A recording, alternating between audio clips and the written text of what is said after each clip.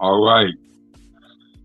We're back once again on this splendid Thursday night. This is Stumping Thursdays with your boy King Jacob on the Big Mouth Media Podcast, where we showcase the best in entertainment, news, and media. So we're back with another star-studded episode with, as I can say, she's well on her way, and live from Las Vegas, Nevada. What they say, what happens in Vegas stays in Vegas. So we're gonna chop it up a bit and talk about her modeling, her acting career. So without further ado, I will let her talk to you at home, the audience, so she can introduce herself, so you can get familiar with her. So you have the floor. Hi guys, my name is Dejia McCowan. I'm 24 years old. I am a model. I am an actress. I am a social influencer. I'm also in school right now to be a veterinarian technician. So that road is going good. I'm from Sacramento, California. I recently just moved to Las Vegas, Nevada. It made a year in December. And I'm excited to be on the show. I'm so appreciative for this opportunity. Thank you, Jacob.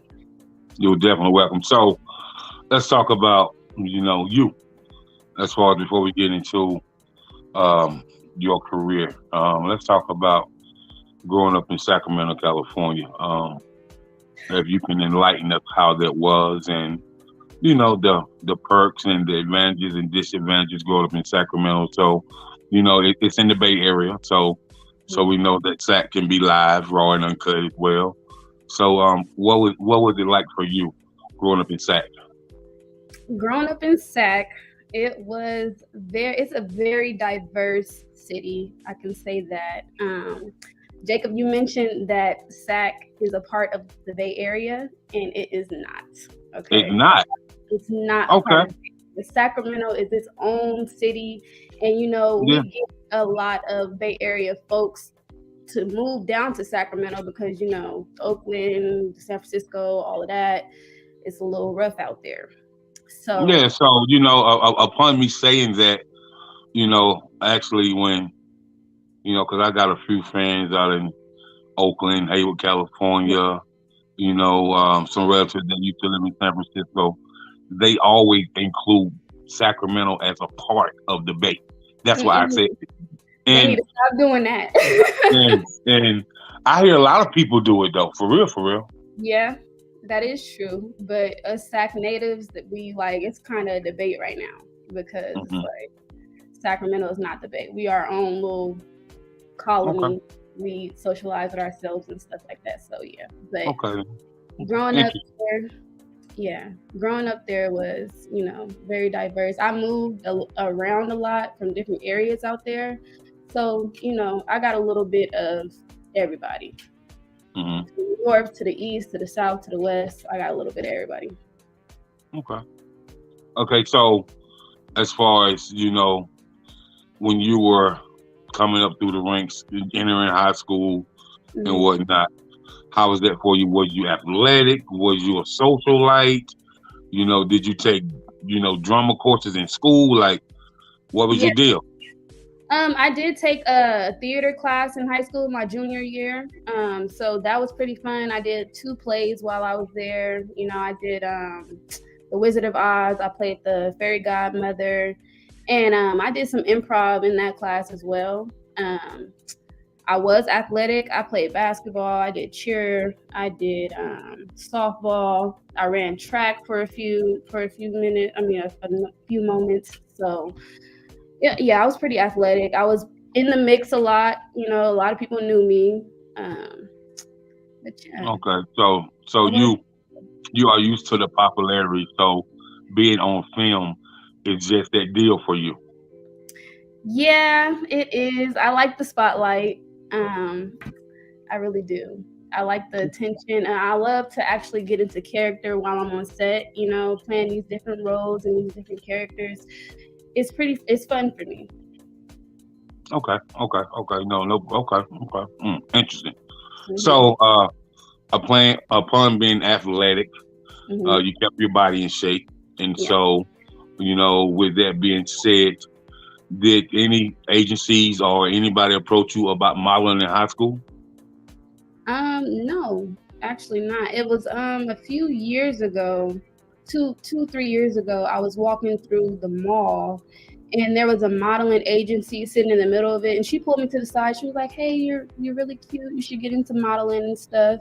And I took her advice, and I took her card. You know, it was a little class that was going on that I went into, and they just talked about modeling, and it really brought my attention to like, okay, I want to do this, but I wasn't ready at the time. So it took me a few years to actually get into the modeling business. Okay. So what you had to get your mind right? Yeah, I did. I had to make sure that was what I wanted. Oh, okay then. Okay. So upon doing that, how did that go for you at first? As far as, the pictures, getting your comp cards and all the above. So how did all that go for you? It was pretty easy. When I took a modeling class last year in December, that's when I, got everything together. I took some headshots, full body, half body. She sent me some notes on how to make a digital comp card, and I took her advice with that, and I actually did everything myself. I didn't have no agency. I didn't have no manager. At this point, I'm just, freelancing. So that's how it went for me.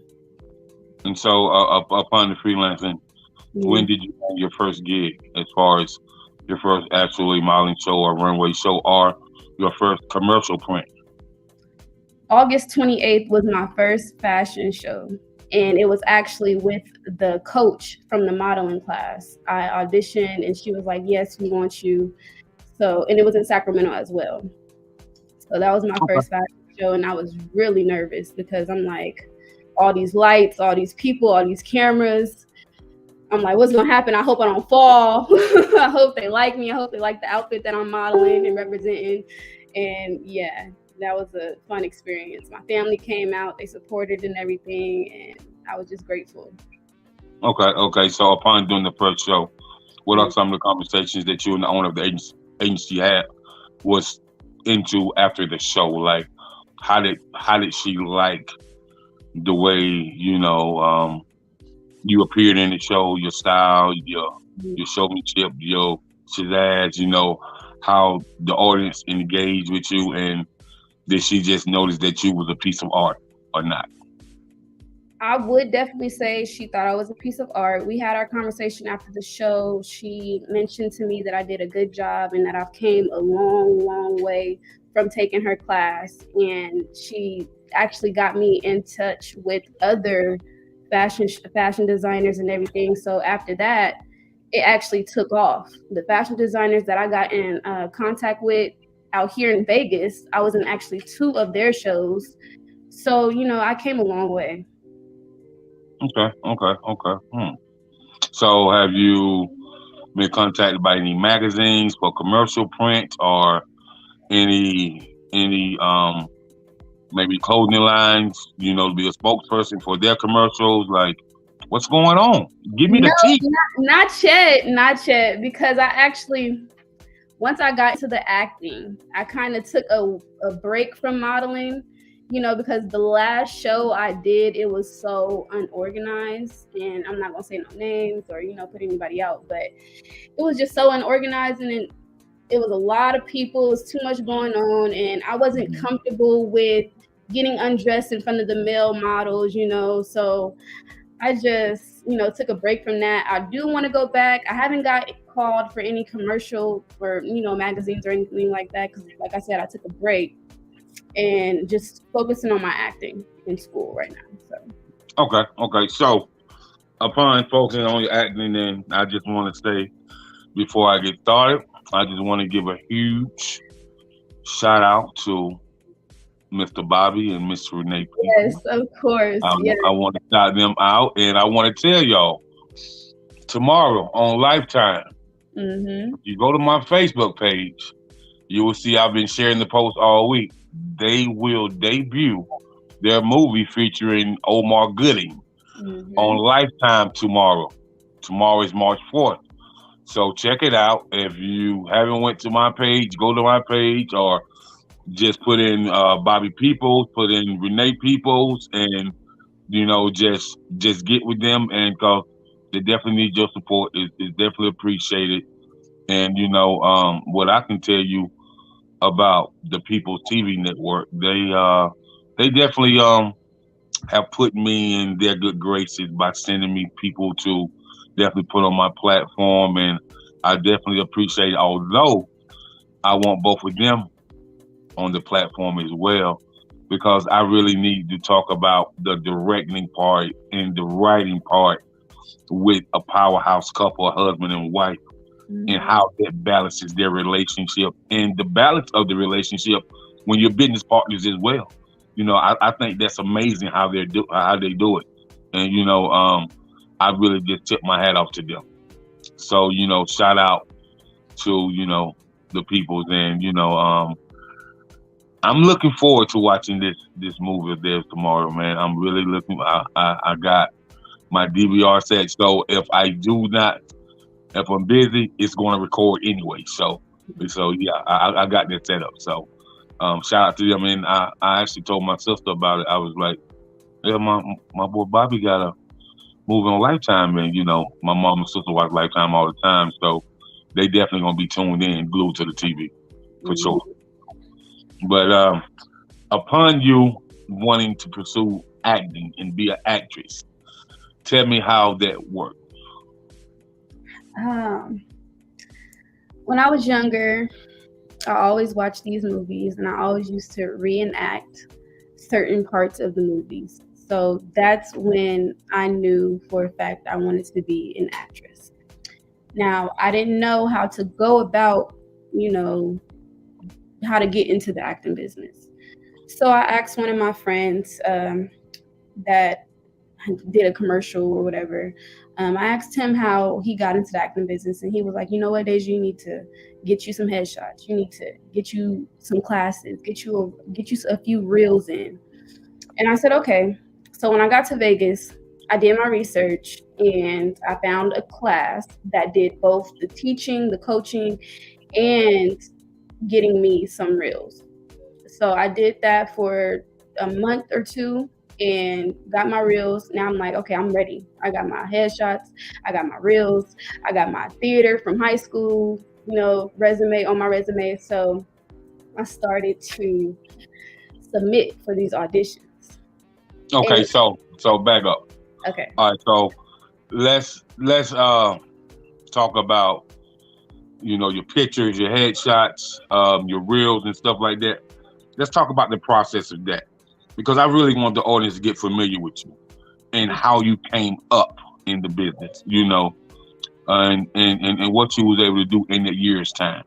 So let's talk about the photographer that you work with, or the photographers that you have worked with, and how did you figure out which photographer best fits you?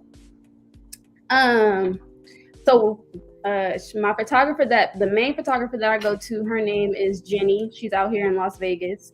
I've been shooting with her nonstop just because I love her direction, how she gives directions, and I love the quality of after she's done editing and stuff. I love that. I love it. I love it. I love it. And she's easy to work with. You get you some photographers that are like, okay, I want you to do this. I want you to do this. And they don't really give you directions. They just like, okay, they expect you to know what they want. And that's not the case. Like Jenny, she takes her time with me and everything. So she was the one that I wanted to stick with while I'm out here in Vegas. Now, I did shoot some photos in Sacramento, but I don't live out there anymore. So I don't really get to work with them all the time. Okay. Yeah. Okay. So upon working with her, and you building your comp cards, so you have regular print comp cards and digital, or just digital? Both. I have regular print and digital comp cards. Okay. So upon you building the comp cards, can you talk about the process of building the comp cards? The process is you have to get you one good headshot, a half body, a full body, and some creative something creative that you have done. Like, you know, some people do Valentine's Day shoots, some people do Christmas shoots. They want you to get creative with that. You got to have your name on there, you got to have your phone number, you got to have all your contact information, and you have to have your, you know, your sizes of which, for if you were to do a fashion show, they want to know your sizes, like your bust, your waist, and what's the other one? Can't think of it right now. Your shoe size, but yeah, you get where I'm going with that. Okay. So upon doing all that, did you have it packaged up where you was mailing them out to different agencies, or you know, or was you just checking in and walking to agencies and dropping off the package to the front desk? How did that work for you? I don't have an agency right now. I'm a freelancer. I'm a freelance model. I'm a freelance actor. After fashion shows, I have them printed out. And I get with all of the fashion designers that are there after the show and photographers, and I pass them out after the show so they can get in contact with me. Okay, then. Okay. And so upon doing that, are you looking to submit to more agencies, you know, for 2022? Of course. That's my goal as of now, is to get me an agent. So I would love to see you work with Cynthia Bailey. For real. Okay. I don't know. Do you know who that is? No. Cynthia Bailey is probably the biggest model out of Atlanta, Georgia. Mm-hmm. She's probably about a 30-year vet. She's traveled all over the world, all overseas. She plays on the Real Housewives of Atlanta. But just look up Cynthia Bailey. She's big. She's big, okay. And she has one of the biggest agencies in Atlanta, Georgia. So, you know, but she works all over the world, though. Okay. Yeah. So, yeah, she's pretty dope. So, and so upon doing that, mm-hmm. as far as, you know, the modeling, and you did some shows and runway shows. So, what were your experience in the runway shows, as far as the ones that you like? You know, yeah. Could you see yourself doing Fashion Week New York? Yeah, of course. It wasn't doing the runway. Walking on the runway wasn't a problem for me. It was just backstage. You know, everything was just unorganized backstage. But mm-hmm. as far as me getting out there and walking in front of the cameras, once I did the first few modeling shows, I got comfortable. You know, I just started being myself. I'm like, okay, mm-hmm. I'm about to wear this outfit that they gave me, and I'm about to rock it. You know, I'm about to sell it like it's mine. Okay. So that's how it was. I got comfortable after. So, is there a photo shoot that you would do with a male model, like a his and her photo shoot? You know, real classy, real elegant. You know, tuxedo down. I'm actually looking for a male model to actually do a photo shoot like that with. Yeah. That'll be something upscale and you know, something that can wow people. Yeah. Right. And so upon getting into the acting, so let's talk about your reel. So what was the process of you creating that reel? You said what was the process? Yes. I actually did the reel in that acting class I told you about. So all week we were working on etiquette. We were working on how to deliver your lines. We was working on how to read the script. We were working on continuity, where to stand at, where, you know, for the camera purposes. And all week we worked on that. And on Sunday, that's when they were like, okay, we're gonna record this. We're gonna, you know, this is gonna be your reel. So my first two reels, you know, it was me actually getting into acting. So I really didn't like them like that.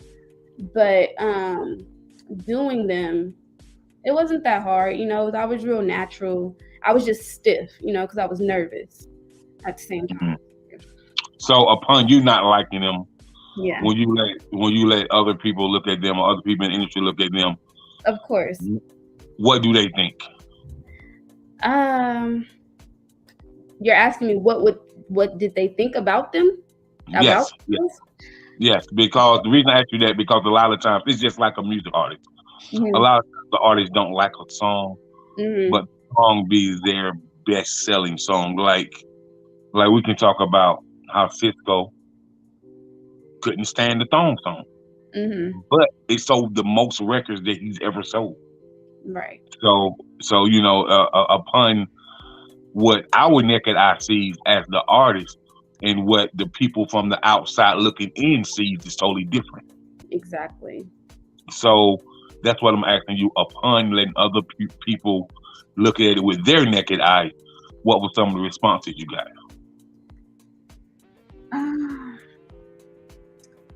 You know, I really don't know how to answer that question because no one actually. After I sent out those reels to some for audition purposes, they're like, send your headshots, send your reels. So I sent those reels out, and they didn't necessarily comment on the reel. They just let me know if I had got the part or not. So probably looking at them, they would say, okay, she has some experience under her belt. So I really don't know what they thought about that reel. I just know they're looking at me and like, okay, she's an actress. She's actually dedicated to do this. She got her reel. She got her headshots. She's ready. I think they look more at that. Okay. Understand. So, let's talk about your connection with Mr. Bobby and Miss Renee, and how that happened, and when it happened. Did you understand who you was dealing with? At the time, no. I did not know that Bobby and Renee was as big as they are. I actually got into a Facebook acting group, and I seen their post on, auditioning. And so what I did was, because of COVID and everything, they're not allowing people to audition in person anymore. So they were like, okay, you got to do a self audition tape. I didn't have no clue what a self audition tape was. So, I just put my camera up, landscape mode, and I got in front of the camera. They sent me I got the sides. I auditioned for it, and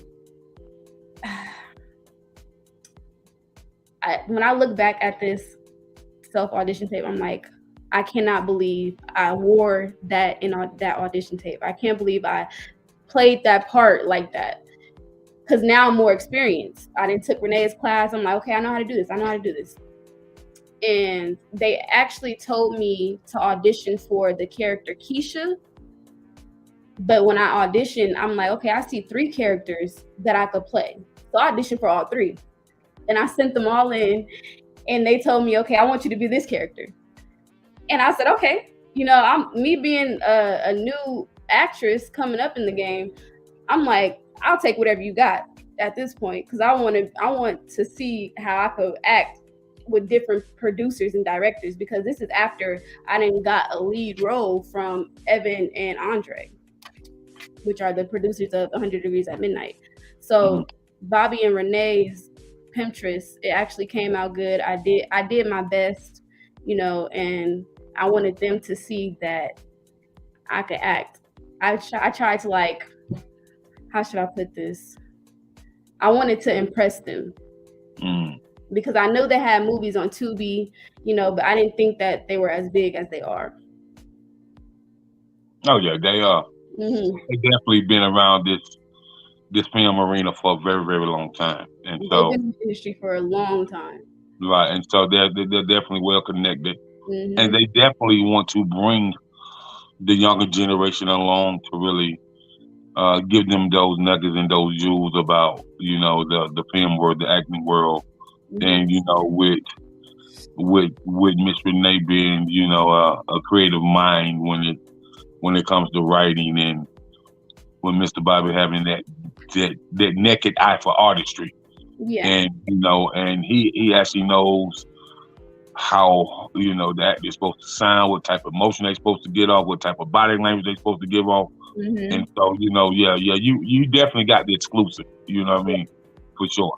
And speaking of that film, Chris is premiering March 12th at 6:30 p.m. out here in Las Vegas, red carpet, and I'm so excited. So this is your first time on the red carpet? This will be my second time on the red carpet. Okay then. Okay. And so that's what's up. So just want to say, man, shout out to People's Network for giving me this exclusive right here. So You know what I mean? Like definitely, yo. So, okay. So, upon tell me how nervous you were to enter Miss Renee's class. I was nervous because this is Renee. I was like on time every day. I didn't want to miss a class because I didn't want her to think like, oh, she's not serious or anything like that. And I was nervous because I'm like, I hope I do good. I hope she likes me. I hope she liked my acting. I hope I don't give her any trouble. I hope she doesn't have to direct me as much.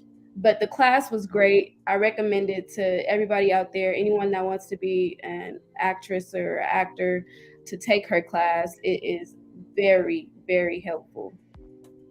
I was thinking about the class, and I was thinking about how Miss Renee and Mr. Bobby could really maximize the class, and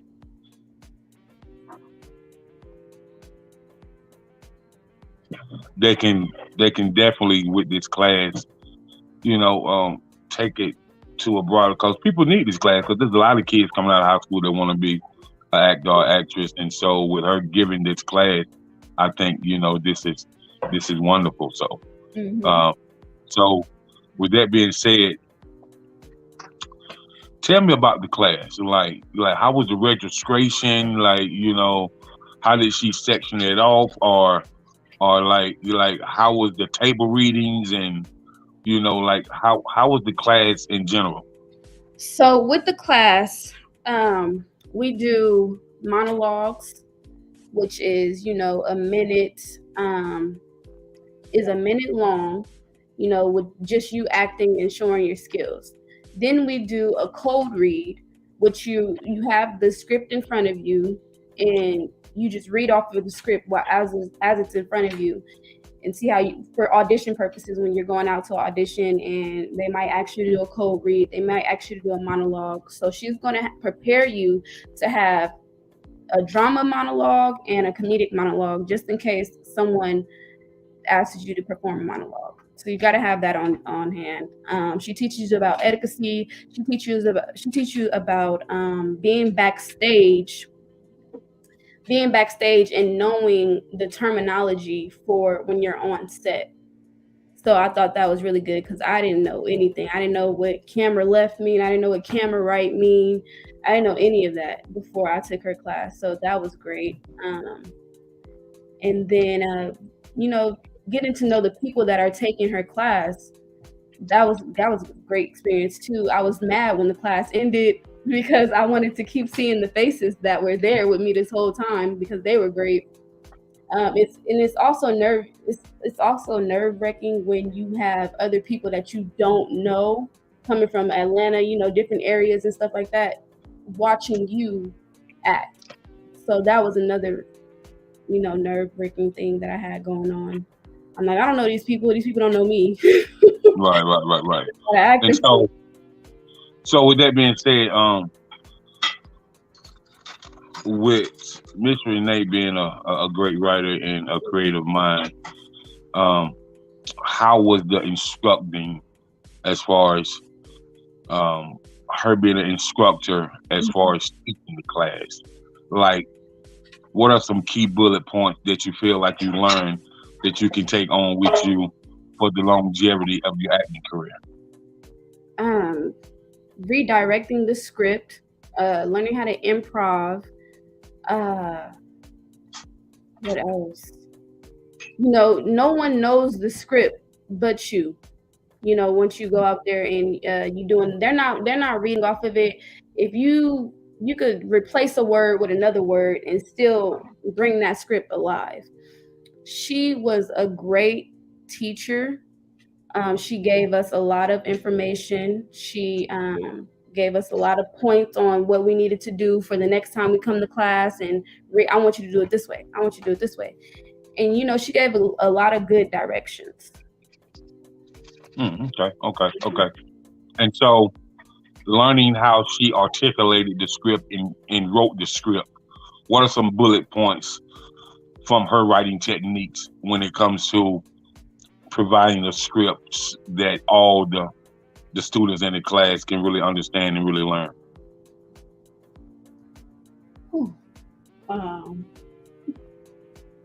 Say that question one more time, Jacob.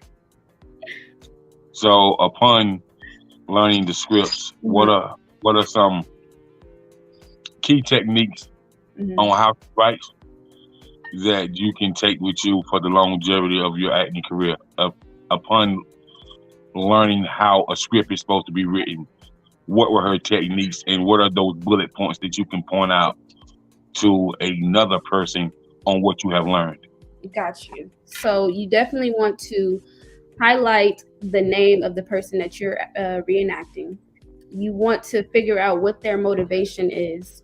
You want to figure out what's their purpose. You want to figure out the tone of the script, where are they placed? Are they outside? Are they inside? You know, are they at the gas station? Are they at the store? And learning what's their purpose and their goal of speaking to the other person that's in the script. So those are some key points that I took from her on breaking down a script. Okay. So upon breaking down this script, do you feel like you can become a writer? Screenwriter, script writer. So do you think that you can definitely write in every type of form, as far as the movie form, the TV series form, the documentary form? So you think that you can tackle that? Is it in your future at all? As becoming a writer, probably not. Why is that? I'm not the best writer. Directing, for sure can get behind the camera and help people deliver their lines, help people break down the script, help people get familiarized with their character. But as far as writing, I gotta leave that to Renee. I mean, upon that, you have one of the best coaches in the business. So I'm pretty sure if you follow her technique, that you definitely probably could be a bomb writer, and you probably can do better than you even think that you can do. Right. So I wouldn't say that you should weigh it out. Okay. Cause the sky always the limit, and so stop being the limit. If you definitely think you can do it, it can be done. So, I would never tell you not to try it. Maybe you can start off with a short story. You know what I mean? With a short. And you should direct it and write it. You are totally right. So with that being said, I think that would be a great thing for you. Always go above and beyond. That's what you're saying. Right. Always go above and beyond. Because the thing about the film industry is it evolves all the time. Like you might write a love story, one script, and the next story it might be a horror story, or the next story might be something like why she became an athlete, and it's about females in sports. You know what I mean? So it always evolves. So upon learning that, how do you feel that being an actress can help impact your community? I would love to take someone under my wing if they want to become an actor or an actress, and I could help motivate them to become, the next actress or a next writer or director like Bobby and Renee. Okay, so with impacting the community like that, is there a time that you will go back and talk to your drama teacher or your theater teacher that taught you in high school, and some of the things that you learned from them to get to where you at?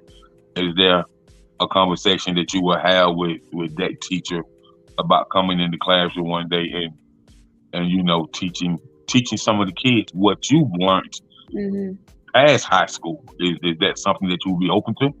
Of course, of course, because Okay. a lot my age growing up, I didn't have that guidance that I wish Uh-huh. I would have got. Mhm. I wish somebody would have been in my ear, like, "Oh, you should do this. You need to do this." But no, this is just something that I wanted to do, and no one helped me get here. But Mhm.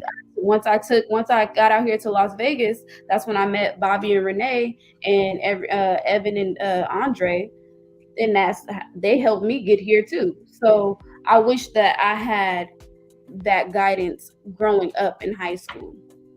So I would love to go back to my old high school in theater and encourage the students there that if this is what you want, you need to take it the next step further. Right. Okay. And upon seeing Mr. Bobby, Hmm. you know, being a director and a filmmaker, what are some of the biggest things that you would want him to teach you in a one-on-one session? I would want Bobby to teach me how to get an agent, how to market myself, and also who not to trust in this industry. Okay. Well, first I'll tell you in this industry, I've been in the music industry about 20 some years, Hmm. 20 plus. So, and I can tell you this, I tell all recording artists, it sound good, it look good, the Hmm. money blow your mind. But unless you know how to read what's in that black bold print, Hmm. you are not to sign anything without an attorney present. And so it's like that for the film industry because you have a film company that might want to give you a deal, but with those contract negotiations, it takes a different type of naked eye to look at those. Hmm. And so I would tell you, since you're in entertainment, you should definitely seek entertainment counsel. And so upon that, that's something that Mr. Bobby can teach you about. He can teach you about how to properly find entertainment counsel. He can teach you about what camera that you Hmm. may need, if you want to do short films, because they have the red eye, you know what I mean? And so that's what I know. A lot of guys that shoot music videos, you use the red eye camera. So, and I know a lot of film directors do too. And so, upon working with him, Hmm. what do you see that is the sharpest point, you know, that you have seen by Mr. Bobby upon working with him? Like, when you ask yourself, how did Mr. Bobby do that, man? Why is he so good at this? Like, wow, like what are some things that you like if he taught a class of Hmm. making and directing, would you take it? Of course. Okay, so since you guys work with him, Hmm. I think y'all should try to push him to do that. I mean, for real, because Yeah. who better to teach you than the person that casted you for his film? Exactly. You know what I mean? So I think that's a plus. And so And a question I do have for Bobby and Renee would be, why did you pick me to be in your movie? That's one question that I do have for them. so you heard it first, man. She on the Big Mouth Media platform, podcast. She said, "Why did you pick her?"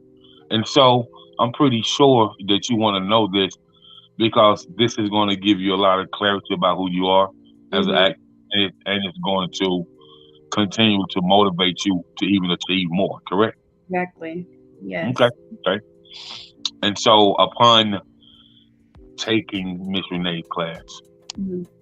give me 5 bullet points that's going to help you throughout your career. And those out of those 5 bullet points, how could you explain it to somebody that's going to take her class that may ask you, well, tell me about this class you took. Like, I heard you took Miss Renee's class. Like, why should I take it? And why is it worth it? Okay. So, improving, confidence, um, motivation, said 5, that's 3. Etiquette and knowing how to present yourself at an audition. So with that being said, it would be beneficial for you to take this class because you don't want to go into an interview or audition not knowing the first thing on how to read a script. When they ask you what is a code read, you don't know what a code read is. They're gonna look at you and they're that's not professional. Okay, but yeah. for the person who's never been into film like that and wants for the option, what advice would you give them, and how would they find out this information if they really don't know how to maneuver in the film industry? Yeah, you would want to take Renee's class. Okay, but for the ones that are not in Vegas. Okay. And this information, tpn1.com. Okay. That's it. And sign up for their newsletter. You will get all the emails, about Renee's upcoming classes. You would get emails about their next audition, next movie coming out. They don't spam you or anything like that, but important information like premiere wise, movies coming out, auditions, classes coming out. You'll get all that information sent to your email once you sign up for their newsletter. Okay, so upon you being an actress and a model, and you're gaining, momentum, and you're going to the next level, do you do anything with music at all? No, I do. I did want to start taking some singing classes though, so I could hop on somebody's track. So as of right now, you can hold a decent tune? Just a little bit, it's a couple of notes that I can't hit, and that's why I want to take some singing classes so they can unlock that next level of singing voice. Okay. So you want somebody to unlock their vocal ability and get you to a prestigious level. There you go. Yep. Okay. Understood. So, I would say this, my good brother Bobby. Yes. Used to be in music. I did not know. He used to deal with a lot of music artists. So he has a lot of connections in the music industry as well. Don't let him fool you. You got to ask this man questions. Yes. I'm gonna just say, a closed mouth won't ever get fed. Because if you don't ask him, he ain't gonna volunteer to you. Right. You need to ask him. You know what I mean? Like, even with taking Miss Renee's class, even if a person didn't want to be a writer, I would advise people who are in the music industry that are songwriters to take her class, because it sounds like with her writing technique that it can help songwriters as well. Because taking her class can also teach you how to write a musical. You know what I mean? How to write a musical stage play. And so upon writing a musical stage play, you have the soundtrack, and Mr. Bobby can teach you how to be a music supervisor. So it's so much you can learn from them. So, I just take my hat off to you. So upon being in Pimptress, now let's talk about being on the set of Pimptress. How was that experience for you? And if you had to give me 5 bullet points of that experience that is going to help you throughout your next film experience, what would those bullet points be? Knowing your lines before you get on set and working on your lines when you get on set, getting comfortable with the people that you're in the scene with, practicing your lines with them, making sure you guys are on the same page. Just having confidence in delivering your lines, being quiet on the set, make everything go more smoothly. And try not to have as many takes. You don't want to have 5 or 10 takes because you can't get your lines together. You want to know your lines and you want to get everything out the way. Okay. So, with that being said, upon working with different actors and actresses and people on the set, are those people on the set with you your, I'm gonna say your co-workers, but the co-professionals that's in the film business, are those relationships built for a lifetime? Of course. I still talk to a few people, that I was on set with, and they have other things going on in their lives too. Like my friend Paris, she has a Las Vegas meetup group on Instagram right now, just for networking. People who want to, actors, singers, songwriters, business entrepreneurs, everybody, she gets people together so they can network and meet each other too. So I appreciate that. She was on the show as well. Okay. Oh yeah. She was on the show as well. So shout out to you, Paris, man. I appreciate you coming through the platform, gracing us with your presence as well, and thank you for all your support as well. And so upon that, what did you learn from other people that was on the set, other people that was in the movie Pinterest? Like, what are some of the key things that you learned from them just by watching, just by listening, and just by networking with them? They had different characters that they were playing, so they had to tap into different personalities. So trying to learn from them and how they act for this specific character. One of my friends was playing a pimp, and he's the sweetest guy. You would never think, he don't know nothing about pimping, but he tapped into that character and he got in character, and that personality switched like that. So I learned from him, learning how to switch back from being a pimp to going back to his natural self.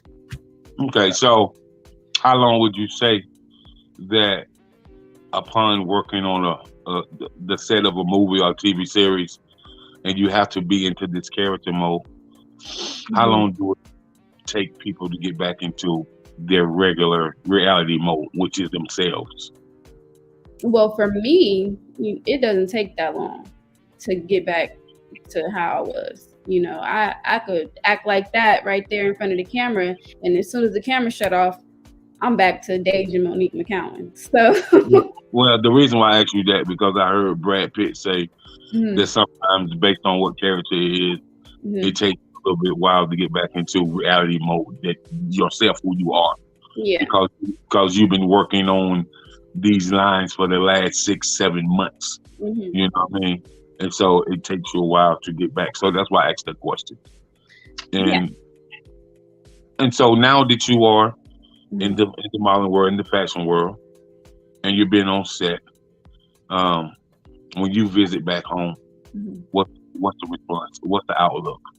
Family, friends, peers, school teachers, like what's the outlook of people when they see you? Is it, man, I knew you were gonna do something spectacular, or oh wow, we had no idea? Every time I go back home, my family is always asking me, what's next? What are you doing next? Next time you got a premiere, send me the link, send me the tickets, I'll buy the tickets. When's your next fashion show? And it's all love. They all miss me and everything. My mom, she wants me to move back home. She don't want me to be out here no more. And I'm like, Mom, I'm working. I'm grinding. I'm trying to become successful. I'm trying to buy you a house. I gotta do what I gotta do. I want to give a special shout out to, I think it's Messiah Cash, Juan Bashaw, that's his name. Messiah Cash. And Valencia, it's Valencia. Yeah. I want to give a shout out to her for tuning in. And appreciate it, man. Juan said great info and interview, and Valencia says you came into this industry and you took it by force to keep going. Aww. So you have people tuning in through Facebook and through YouTube. So I thank you for your support, and shout out to the OC Trail, which is a gospel artist that is tuning in, and she's a singer, songwriter, and a producer. So she may be somebody that I can plug in with to talk with to really get them octaves, them riffs, and them runs right. Because she's dope. You know what I mean? Yeah. So I can definitely plug in with a few people when it comes to that. And so I just want to say, man, I just want to thank you for coming on, and I just want to thank the People's Network for taking the chance on you. I just look forward to hearing more great things from you, and I definitely want to plug you with a few people, and just to let you know, I have this podcast. I have another one, Chatterbox with King Jacob, but I am also the COO for Exquisite PR firm. So I work in the PR realm, and so we work with a lot of filmmakers. We do a lot of press releases for film companies, and so just to let you know that I'm always on deck, and just want you to give out your shout outs and where people can find you at, and just want you to just let people know what else you're going to have going on in the near future. Okay. So I want to give a shout out to my family and my friends. I want to definitely give a big shout out to the People's Network for mentoring me, helping me, guide me through this industry. And, everybody could find me at Dejia McCowan on Facebook, official Dejia McCowan on Instagram. And I am located in Las Vegas, Nevada, if you ever want to work. And yeah. Oh, I got some, I just got casted for a movie, a feature film called 99 Ways to Cheat on Your Man. It's filming in South Carolina, and it's a Geechee One film. I know who Felicia Geechee One Rivers is. Yes. Yeah. So shout out to, Geechee One Films and Felicia Rivers. She work hard, man. So she definitely work hard. So shout out to her, man. And I take my hat off to all that she's doing in the industry. So that's what's up. And my homegirl Elle is on tonight. Elle is a music manager, but she has an artist by the name of Amani Marie, which is phenomenal. And her artist was my first interview from Guam. So so I would definitely be, because they're in Vegas, so I'd definitely be plugging you in with her too as well. So because she could probably get you in the studio and teach you some techniques, with their voice. So yeah, for sure. So, but I want to thank you for coming on, and I want to thank the People's Network for really making that valid connection. And I just want you to keep going, and if there's anything I ever can do, just let me know, man. I just want to say shout out to you and big ups to you, man, and job well done, man. Thank you so much. Thank you for having me. Not a problem. Enjoy. Have a good night. Until the next time, man. This is yours truly, King Jacob, the Big Mouff Media Podcast, man, where we celebrate the stars of tomorrow. Peace, blessings, and stay away from COVID.